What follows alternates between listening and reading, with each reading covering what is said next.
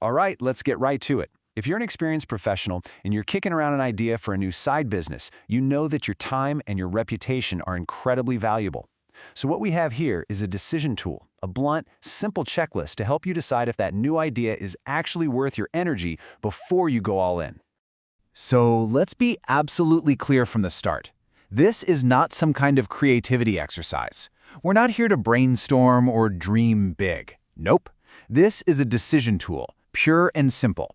It's designed to give you a very clear go or no-go signal based on actual evidence, not just your gut feeling.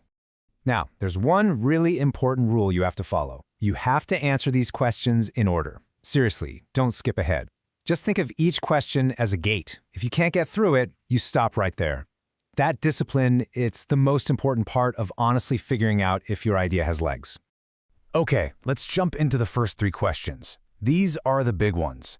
We're calling them the make or break gates because, frankly, your answers here are going to tell you right away if this idea has any real viability at all. So, gate number 1. Have you taken any, and this is the key phrase, irreversible action to test this idea? Now, let's be super clear about what that means. It doesn't mean just thinking about it or planning or doing research. It means you've actually done something that moves this out of your head and into the real world.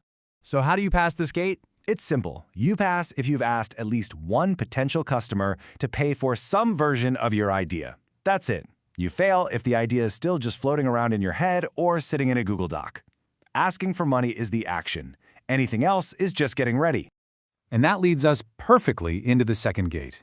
Has anyone actually paid you for this? I mean, not just said, oh, that's a cool idea, but actually pulled out their wallet and given you real money. You know, this is the single clearest, most honest form of validation you can possibly get. And let's get specific about what payment means here. Even $1, €1, £1, that counts. But bartering for services? Nope. Giving it away with a huge discount doesn't count.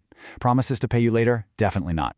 Here's the key takeaway. If no actual money changed hands, what you got was feedback. It was not a sale. That's a critical distinction. All right, on to gate number 3. Now this one's a little more subtle, but it is so important. Did that payment, did it happen before you built the whole thing, the full, polished, finished product? This question tests whether people value the core result you're offering or if they just like the shiny object you spent months building. See, the whole goal here is to find out if someone values the result you're promising them. You could do that by selling a pilot program or access to the very first rough version, even just selling the promise itself. But here's a big warning sign. If you find yourself building and building just to feel ready, you're probably building way too early and just avoiding the real test. Okay, so this brings us to the main rule of the road, and it's meant to be blunt. If you can't honestly say yes to all 3 of those first questions, the advice is simple. Do not proceed. Just stop. And look, this isn't about failing. Stopping an idea that isn't validated, that's not failure. It's an act of strategic discipline. Now, if you made it through those first 3 gates, that's great. Seriously, well done. But getting that first yes is really just the beginning. So this next set of questions is all about proving that this thing can actually last for the long haul. We're talking about long-term viability. Question 4. Are you adding complexity before proving demand? You know, this is a classic trap. It often looks like a form of self-protection. Things like hunting for a co-founder, building out a ton of tech, writing a 50-page business plan. It all feels really productive, right? But a lot of the time, it's just a fancy way to put off the real, scary test of the market. Let's talk about pricing. Is your price aligned with both the value you're delivering and the effort it takes you to deliver it? Look, early on, a low price is totally fine to get that first validation, but the real goal is to create something where you can keep doing the work week after week without burning out. It has to be sustainable for you. And question 6 is all about focus. Have you defined a very specific, narrow customer that you want to make happy? Trying to sell to everyone is, well, it's pretty much a guaranteed recipe for failure. Your perfect customer is someone who has the exact problem you solve, they have the money to pay for a solution, and when they see what you offer, it's a no-brainer for them. And the last question in this part really gets to the heart of it. It tests your commitment. Would you keep working on this, even if progress completely stalled for a while? Because it will. Markets fluctuate, sales go up and down. Your business has to be nimble enough to survive that, and your motivation has to be strong enough to push through it. Okay, so let's get into some troubleshooting. because even when you do everything right, you're gonna hit roadblocks. It's just part of the process. So this next section is a quick look at the most common issues you might run into after you start testing, and more importantly, what to do about them. Oh, here's a classic one. People said they liked it, but nobody actually paid. The diagnosis for this is usually pretty simple. Either the problem you're solving just isn't that painful for them, or your solution is too vague. You can't mistake politeness for real demand. The fix? Tighten everything up. Reduce the scope, maybe drop the price, and make the outcome you're promising them crystal clear.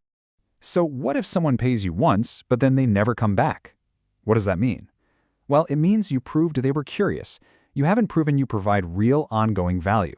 The best thing you can do is go right back to that customer and ask them point blank, what would make this worth paying for again? Their answer? That's your new to-do list. Another common problem is getting all kinds of noisy, contradictory feedback. The secret here is to be ruthless about what you listen to. Honestly, at this stage, most feedback is totally irrelevant. You should only really pay attention to the people who have the problem, have actually paid you, and want it solved right now. Everyone else is just noise. What about when you hear, oh, but the market is changing? Well, yeah, of course it is. The market is always changing. That's a constant. Your success isn't about predicting the future, it's about how fast you can react. So the trick is to keep your costs super low and avoid getting locked into long-term commitments. Stay nimble. And finally, what if everything just feels slow?